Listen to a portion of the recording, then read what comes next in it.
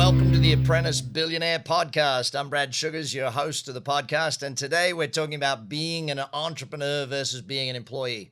You know, it's real interesting when people are talking to me about going into business for themselves. So many of them struggle with it because they're scared of it.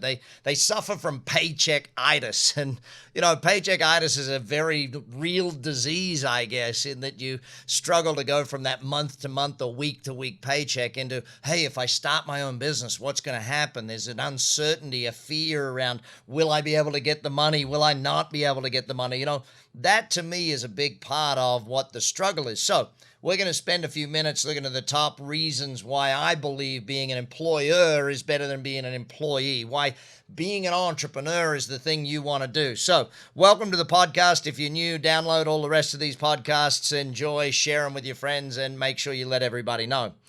So why do people not go into business for themselves? Let's struggle with that one first. Paycheck-itis is obviously high on the list. Fear is high on the list. See, people that want to have a job worry about security over freedom. They're always about, well, you know, what if and what this. Freedom is what I go for. And if you're with me, you're on the podcast, I'm sure that freedom is probably more what you're looking for financially than security. And I get the need for security, but what's more secure? One boss with one job with one customer. Basically, your boss is your customer versus having 100 customers like me or tens of thousands of customers like most of my businesses. So therefore, you got a much more freedom and much more security in that way.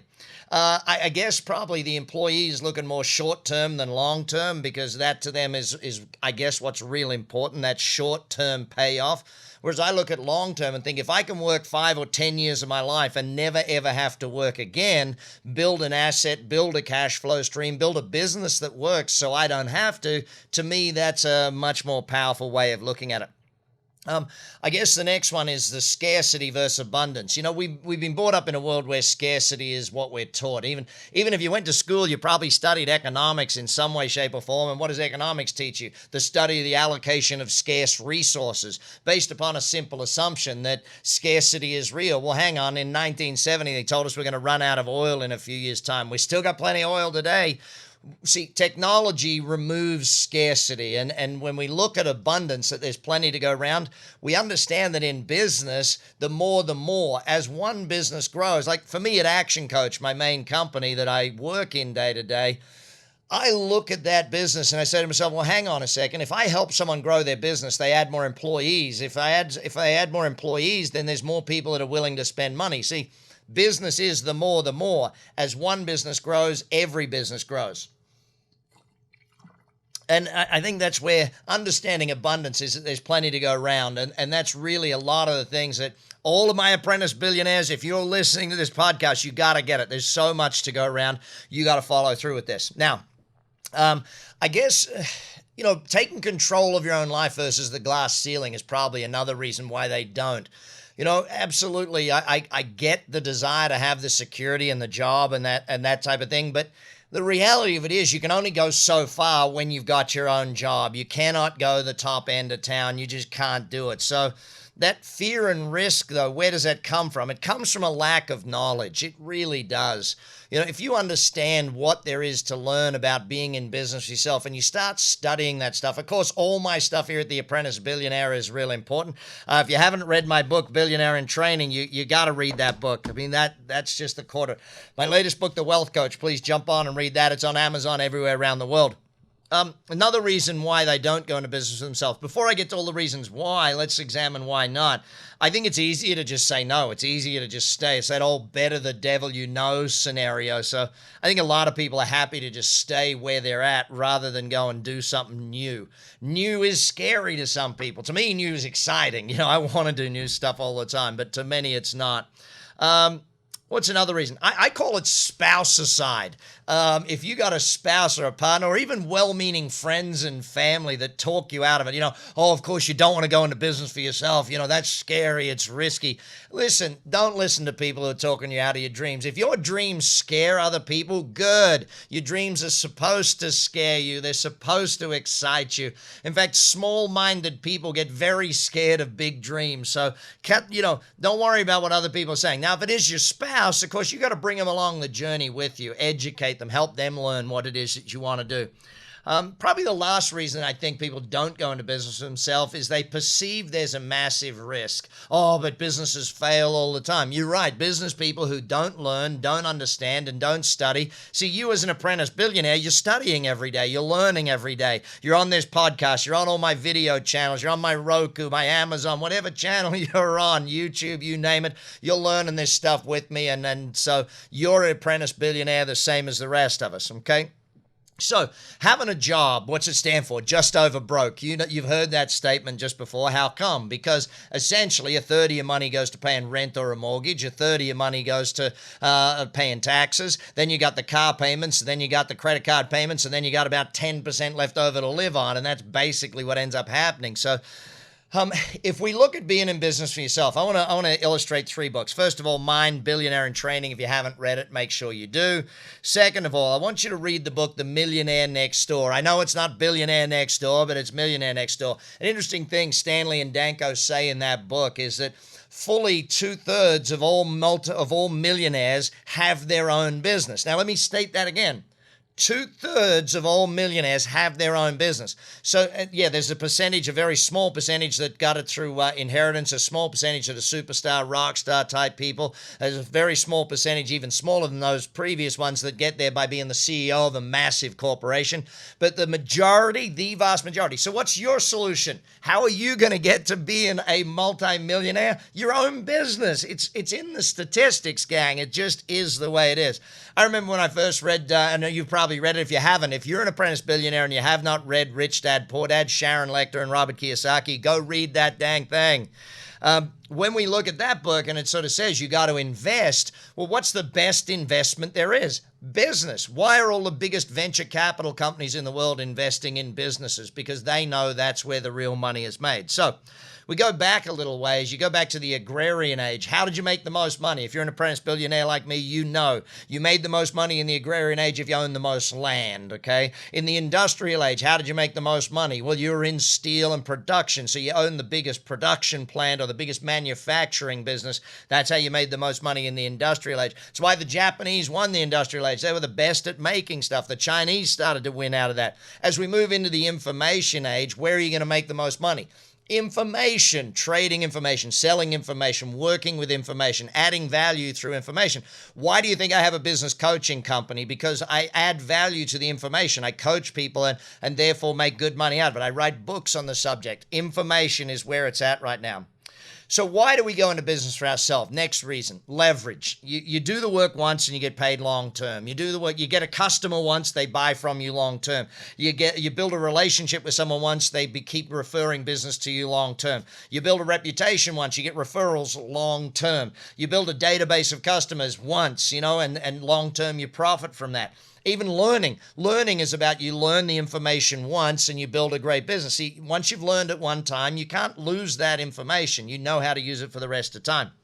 Building a business is the exact same thing of leverage. I build a business. It takes me 3, 5, 7, 10 years to get that business to run without me, but then I get paid for it for the rest of my life. I keep making money off it forever and a day. That's the whole point behind it. You see, the economy moves in cycles, and I'll have to do another whole podcast on the cycle of the economy.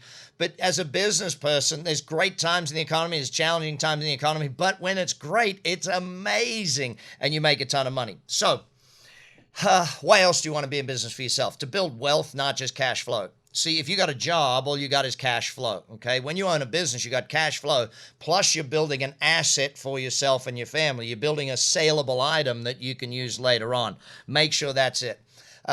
You got to be in business for yourself if you got massive goals. If you got big goals, you got to have big plans. You can't be an employee if you got massive goals. You just have to go into that business for yourself. What the business is, totally up to you. I can do a whole bunch of podcasts on that, but I just think you need to realize that the bigger the goals you have, the bigger the plans need to be, and therefore business is it.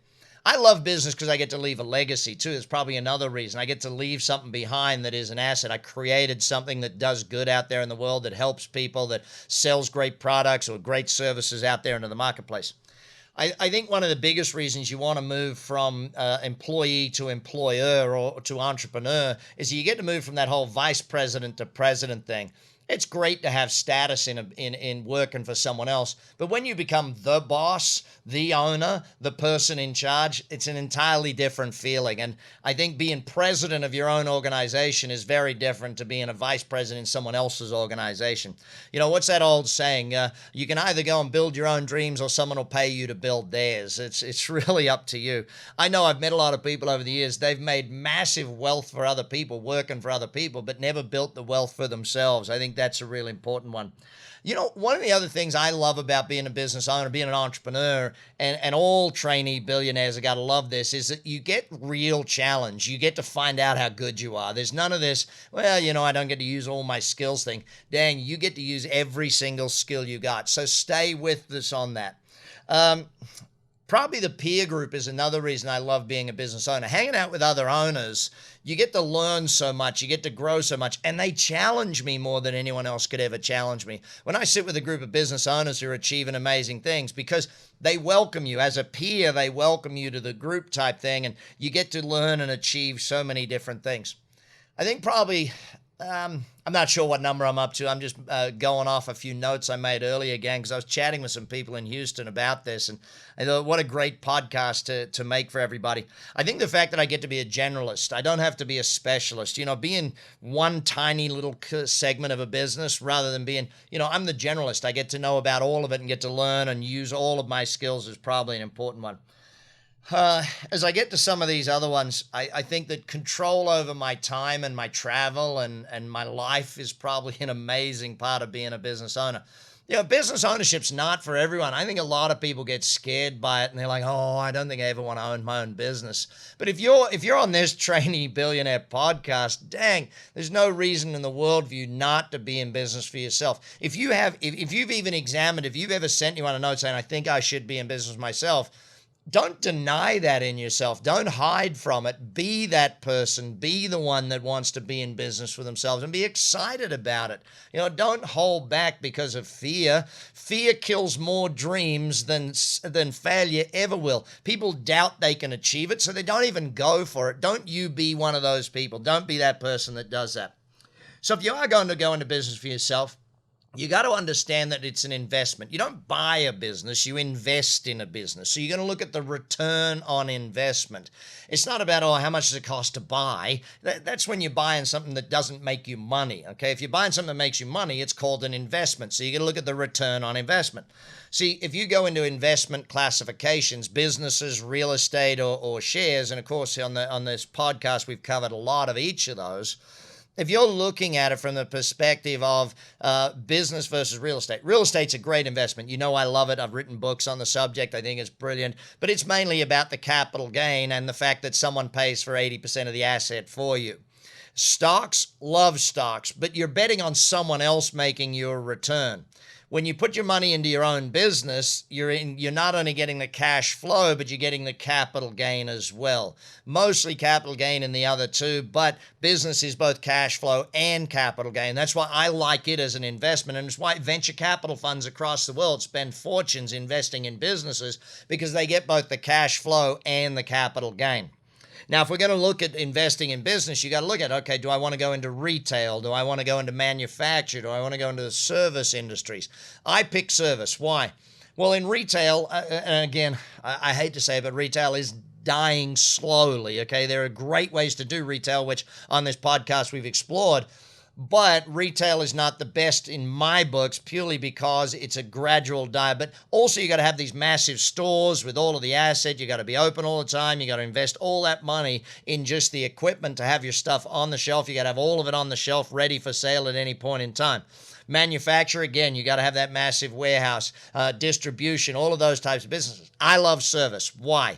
Because in service, you've got a whole massive amount of profitability, okay? The profitability in service, if you do a basic service business, you can almost run it at a very low cost basis and then a very high margin basis. And that's one of the things I love about business. So keep that one in mind. By the way, remember my top buying rules. Billionaire in Training, I cover a lot of my top buying rules, but just the top 3 rules. Number 1, it's got to have repeat business. If you're going to get into business, repeat business equals profit. Make sure you got a repeat business. Number 2, got to have high growth potential. There's got to be high potential for growth. I love growing industries or growing professions that I want to be a part of. And number 3, got to have high margins. Okay, I want the margin there if I'm going to invest in a business. Look at the return on investment. And one overarching whole thing of this, it's got to be something that you're going to enjoy. Now, I enjoy all businesses because I love the process of business. An Apprentice Billionaire is always looking for any business opportunity. But if you know it's something you're going to enjoy doing. See, I love teaching. I love business coaching. I really enjoy it.